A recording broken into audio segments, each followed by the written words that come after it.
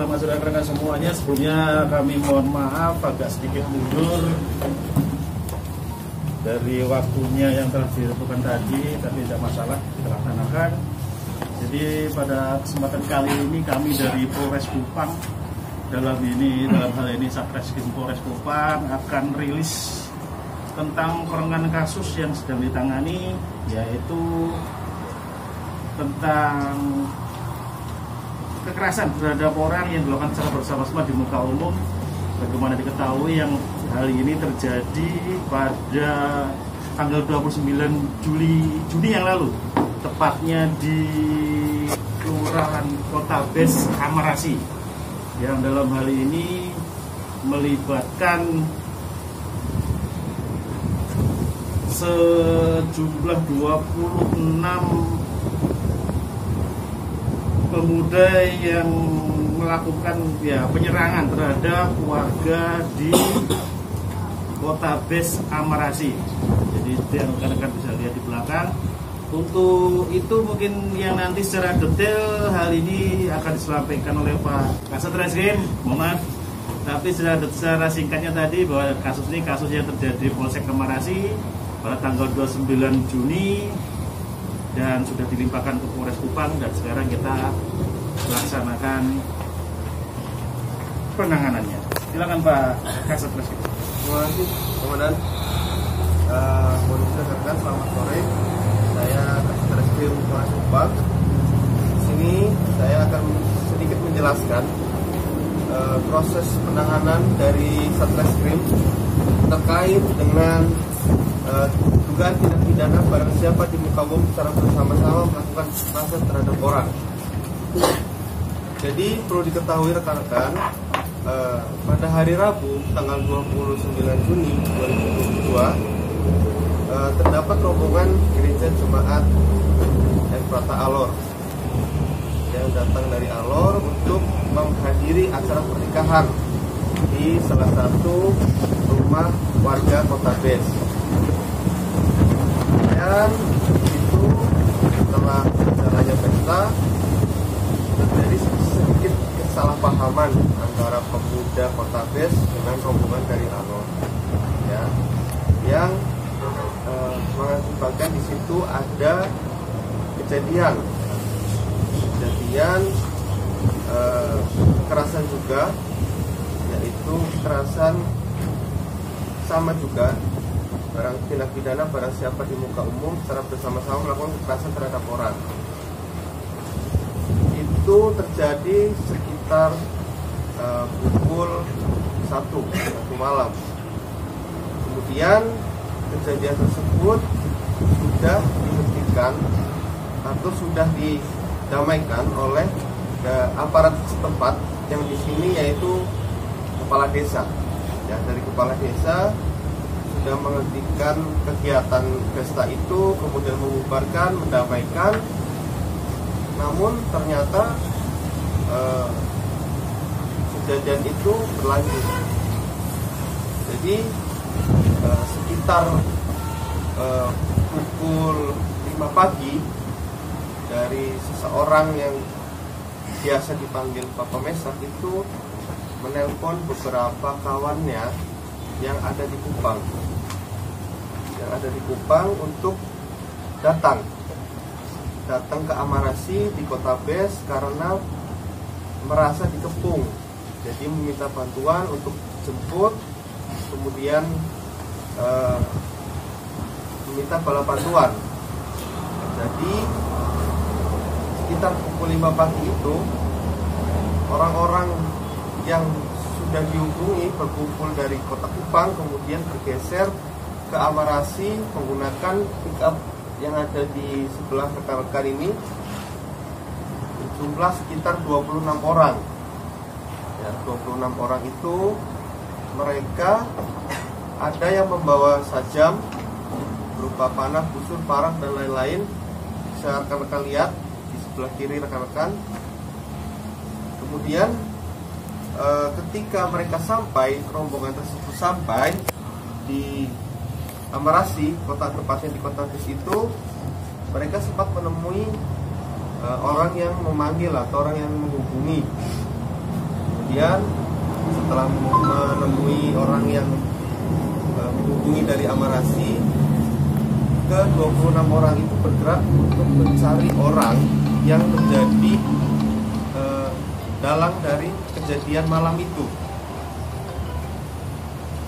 Kemudian setelah dari satu orang saksi itu turun ke salah satu rumah yang ada di situ untuk menanyakan keberadaan orang yang dianggap menjadi penyebab keonaran kejadian malam. Ya. Pada saat di dalam rumah itu awalnya hanya turun satu orang turun menanyakan karena pagi hari mungkin baru bangun. Korban ini kaget karena melihat ada rombongan orang di luar rumah. Kemudian di situ dia juga menurut pengakuan korban juga melihat sudah banyak orang yang membawa sajam, barang dan lain-lain itu. Dia dengan refleks kabur keluar rumah, lari. Kemudian ternyata setelah dari kejadian lari itu, korban ini yang pertama keluar lari itu tertangkap oleh orang-orang yang ada di atas kendaraan. Dari kejadian itu yang pertama, setelah tertangkap mereka melakukan penganiayaan. Ada yang memukul, ada yang menendang, ada yang menikam. Situ sudah jelas gambarannya. Kemudian secara tidak ada jeda waktu juga di situ, secara bersama-sama juga ternyata ketika korban pertama lari, kemudian ada beberapa orang juga terduga pelaku yang ada di belakang itu juga datang ke rumah tersebut, ikut menerobos tanpa adanya perintah atau komando apapun. Mereka menerobos masuk, ikut ke kamar, kemudian melakukan penganiayaan di situ.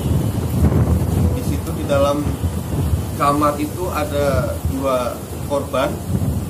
Di situ mereka melakukan penganiayaan. Korban mengalami luka tusuk, kemudian luka tikam menggunakan kuningan ya.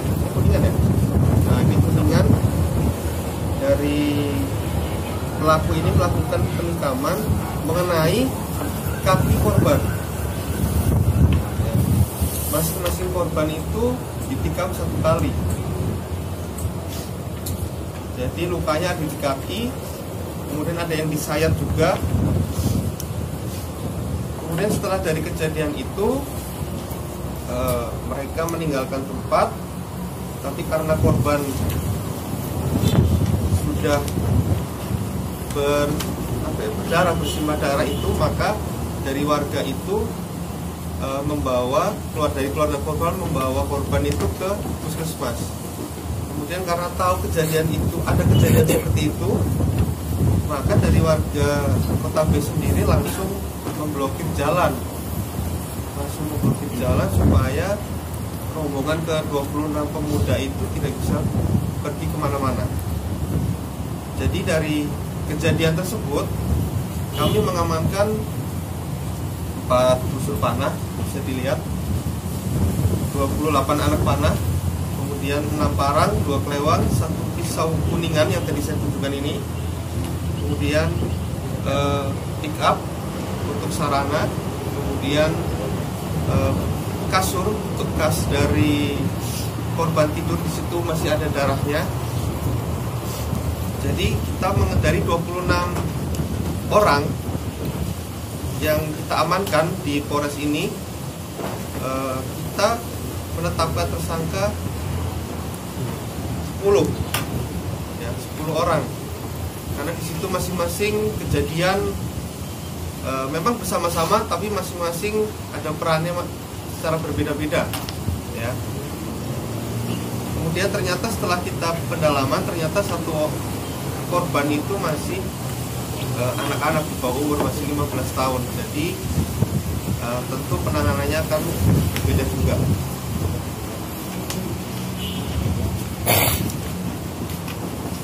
Kemudian untuk yang lainnya dari yang membawa senjata tajam itu, kita akan melakukan pendalaman dan pengembangan siapa-siapa saja yang memiliki, yang membawa dari senjata tajam tersebut. Kembali ke awal, untuk yang penanganan laporan yang pertama dari keluarga korban yang dari keluarga Alor itu, kita juga sudah melakukan pemeriksaan ya, secara profesional. Kita sudah memeriksa korban, saksi-saksi, kemudian jadi dua kasus ini kita jalan bersama-sama, tidak ada yang kita beda-bedakan ya, penanganannya. Hanya tempatnya saja yang berbeda, satu ditangani Polsek, satu ditangani Polres.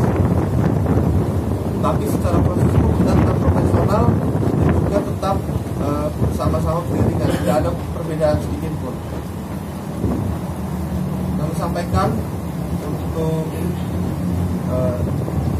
warga Amarasi, khususnya Kota Bes, menyampaikan terima kasih dari Bapak Kapolres karena sudah menahan diri untuk tidak melakukan hakim sendiri, mempercayakan semua proses hukum di tangan polisi. Sekali lagi saya sampaikan ucapan terima kasih dari Bapak Kapolres untuk Amarasi, khususnya Kota Bes, karena tidak main hakim sendiri. Kemudian saya sampaikan juga, saya selaku Kasat Reskrim akan memproses secara tegas, secara terukur siapapun orang-orang yang membuat onar di Kabupaten Kupang, baik di dunia nyata ataupun di media sosial, karena di sini sudah membawa nama-nama suku, jadi sudah menyangkut SARA. Apapun laporannya akan kita proses, apapun kejadiannya akan kita proses secara profesional, secara tegas dan terukur.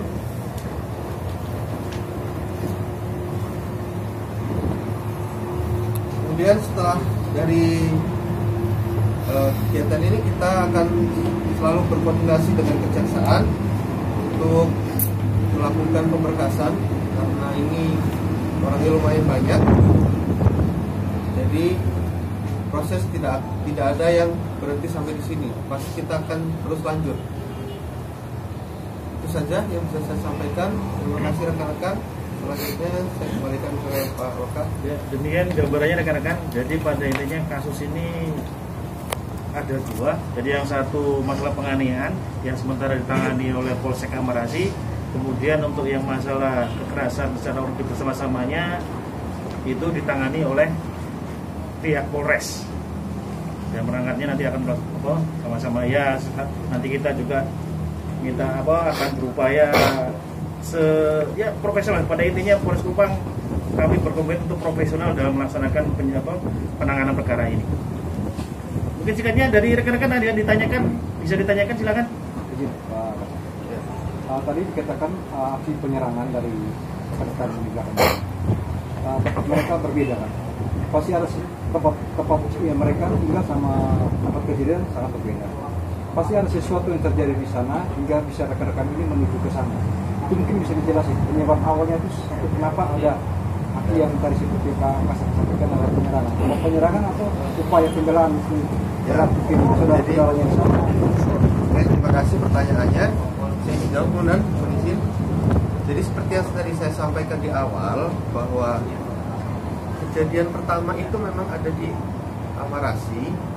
Itu kejadian saat rombongan gereja, jemaat gereja Efrata Alor sedang menghadiri acara pernikahan yang ada di salah satu warga Kota Bes. Ya. Ternyata di situ ada sedikit kesalahpahaman yang mengakibatkan ketika acara pesta itu mereka melakukan tindakan pengeroyokan juga. Hasil penyelidikan kita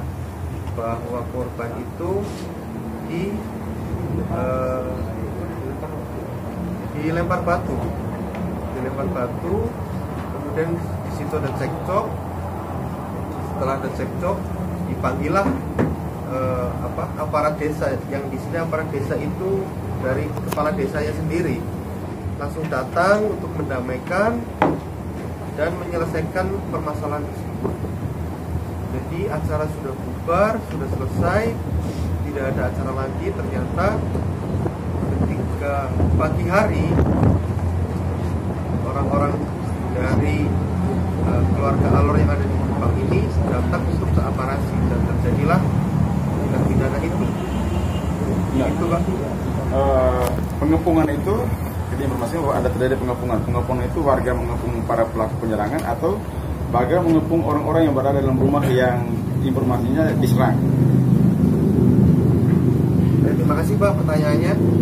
Jadi pengepungan itu merupakan dari warga sendiri karena melihat rombongan dari keluarga Alor itu yang dari Kupang yang melakukan tindak pidana itu. Jadi bukan karena apa-apa, karena mana ya? Maksudnya karena sudah terjadi tindak pidana seperti itu, warga di sana juga berupaya mengamankan supaya tidak terjadi hal-hal yang lebih parah lagi. Sementara dalang yang disebutkan terlibat dalam kerusuhan yang pertama itu, apakah pada saat itu juga ditemui oleh para pelaku penyerangan atau sudah diamankan? Nanti kita dalami Pak kalau masalah itu, karena kita harus menguraikan kejadian dulu yang ada di laporan, karena itu untuk pengembangan. Yang menjadi korban penikaman itu apakah pelaku pengeroyokan atau bukan Pak? Bukan itu korban dari penikaman itu dia tidak tahu masalah itu. Jadi memang sedang tidur, kemudian didatangi oleh salah satu adik itu, kemudian langsung rekan-rekannya ada yang menikam. Berarti untuk pelaku penikaman berapa orang, dan yang lain ini kan ada 10 tersangka. Ya. Yang peran mereka ini seperti apa? Yang 3 berapa orang, yang melakukan pengukuran berapa orang? Oke, terima kasih pertanyaannya. Jadi yang melakukan penikaman itu hanya satu orang saja, tapi peran yang lain itu memukul. Ya. Jadi ketika korban yang pertama yang ditemui keluar dari rumah kemudian lari, itu mereka turun dari para pelaku ini turun dari pick up, kemudian kejar si korban. Ketika dapat langsung melakukan penganiayaan. Setelah sampai di dekat kendaraan, orang yang menusuk atau menikam di dalam rumah itu keluar dan langsung juga menikam orang yang setelah tertangkap itu. Jadi di sini perannya memang ada yang menikam, ada yang memukul.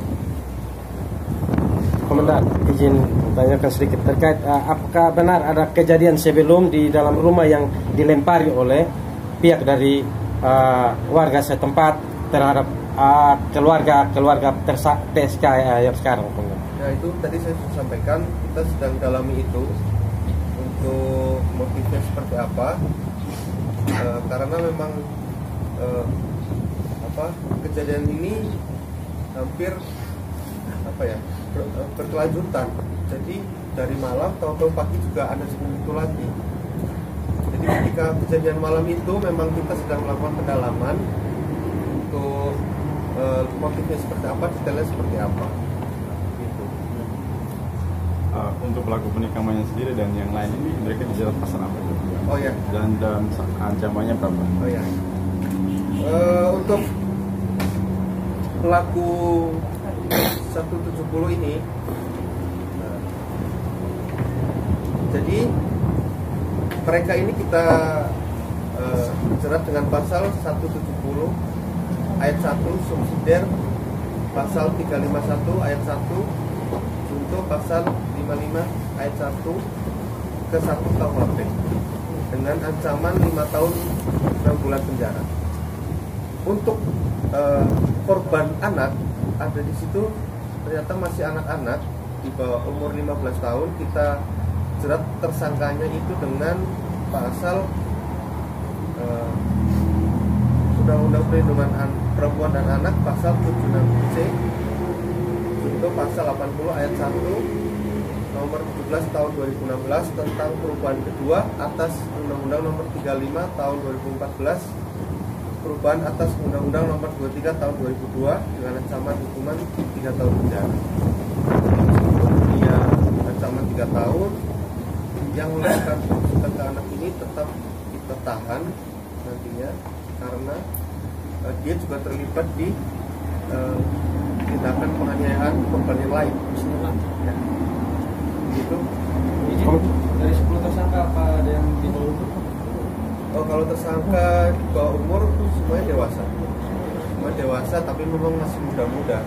Masih kisaran umur 20, 21, 22. Tapi semuanya dewasa. Ini kan melibatkan dua kelompok yang dikatakan ya. Dari kelompok sebelah ada ini sudah ditetapkan juga sebagai tersangka dalam kasus ini. Nah, itu masih pendalaman, Pak. Itu masih pendalaman dulu karena kita masih mencari motifnya dulu. Ya. Kita masih pendalaman semua, proses-prosesnya tetap berjalan sesuai dengan aturan yang berlaku. Maka naik dari 26 orang 10 sudah tetapkan tersangka. Mungkin yang pemuda sisanya itu 16 itu mereka punya apa seperti apa nanti? Oh iya, itu kita nanti akan jerat mereka dengan Undang-Undang Darurat nomor 12 tahun 51, ancaman hukumannya 10 tahun karena mereka membawa sajam. Nanti kita akan dalami itu, kita akan proses juga, kita akan dalami itu orang-orang yang terlibat ini tidak akan istilahnya lepas dari jeratan hukum. Pasti kita akan dalami semua. Ya. Tapi yang jelas untuk sajam, senjata tajam kita gunakan Undang-Undang Darurat nomor 12 tahun 51. Berarti 16 orang itu akan ditahan. Masih ada tersangka yang lain? Ada peluang tersangka, Komandan? Ya nanti kita sampaikan lagi nanti. Kita pendalaman dulu. Berarti 16 orang itu akan tetap ditahan. Ya nanti kita dalami dulu. Ya kita dalami dulu untuk terkait Undang-Undang Darurat itu. Komandan, berarti ini motifnya balas dendam atau bagaimana? Soalnya malamnya sekarang kemudian baru paginya ada kejadian susulan. Membantu orang tua. Motifnya ya sebenarnya kalau kita sampaikan ya ada niat sebenarnya, ada niat karena mereka sudah membawa sajam. Tapi hasil pemeriksaan mereka semua menyampaikan bahwa mereka itu membantu untuk menjemput orang tua yang ada di Kota Bes karena merasa dikepung. Jadi motifnya yang membantu. Untuk laporan polisi yang di Polsek itu, apakah laporan itu terjadi pada saat pemukulan malam itu juga atau kapan Pak? Lalu kemudian di mana kehadiran aparat pada saat kejadian itu, sehingga juga adanya pengepungan dan juga adanya dugaan pelemparan rumah yang ditinggali oleh tamu yang dari Alor.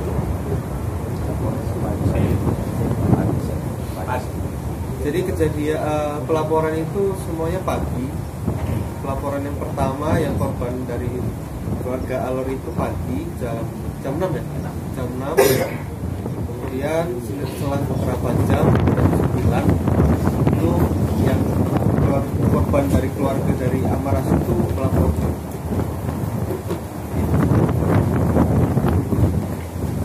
Jadi ada Alor duluan atau Amaras yang duluan lapor?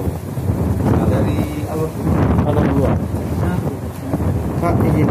Nah, ini baru ada berita yang beredar ini beberapa menit yang lalu bahwa terkait dengan penyidikan ini ada kekerasan fisik maupun verbal kepada salah satu tersangka maupun 20 orang yang diamankan ini. Bisa dijelaskan apakah benar atau bagaimana? Sampaikan tidak benar Pak, karena itu merupakan salah satu teknik interogasi kita. Mungkin mereka karena terlibat masalah, kita menanyakan pertanyaan dengan nada tinggi, jadi mereka merasa ancaman verbal. Ya, pada Padahal kita sama sekali tidak ada melakukan itu. Ya, jelas demikian rekan-rekan. Ada yang mau saya? Terima kasih ya. Ya.